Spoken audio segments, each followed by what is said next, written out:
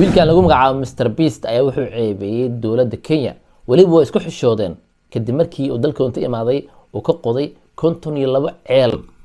dowlad hormartay intaas oo sano dhisan dadkeeda ay waliba ka cabayaan baliyaasha ay ka cabayaan biyaha ceeb ay ku noqotay waa awoodi weynay ay caad u qirteen marka caqabada jirta waxay tahay oo la falanqeynaya baraha bulshada dowladaha Afrika hadday hormareen wali ma gacan shisheeye ay u baahan yihiin dadkoodana baahida ma ka bixi laayihiin cashuur ka qaadaan dalal waaweyn waaye dad tir badan ay ku nool yihiin dhaqaale fiican ayaa soo galo marka dhaqaalahaas intoo aad ayaa la leeyahay musuqmaasuqu Afrika caadi ayuu ka yahay midka xilka haayo markaste jeebkiisa waa u buuxaa dadkiisa ma oga haddii ku nool yihiin magaalo haddii ku nool yihiin tuulo ma oga asaga jeebkiisa ayaa u cad ayaa la leeyahay marka dowladda Kenya arintaas way ka xumaatay wiilka waxyaabo badan oo fiican oo qabtaa oo dadka u qabtaa kasokow tartamada iyo waxyaabahan madaalada ah xataa wuxuu leeyahay janaal gooni ah oo waxyaabo badan ku sameeyo fiican dadku indhaha u fiiqaa dadka dhawriyaasha tacaawiya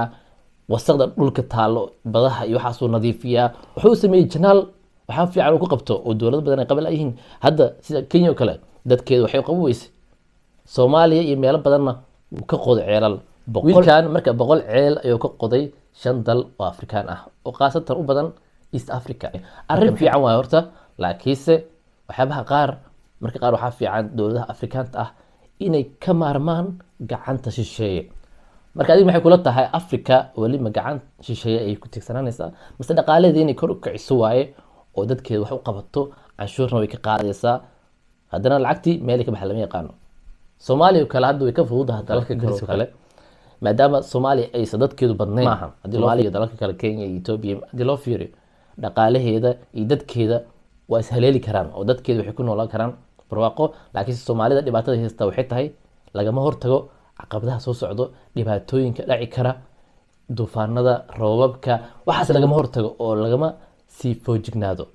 marka ay dhacaan ayaa waxa la leeyahay gacan shisheeye u baahanahay Soomaaliya dalkeedu dal barwaaqo ah marka uma baahnin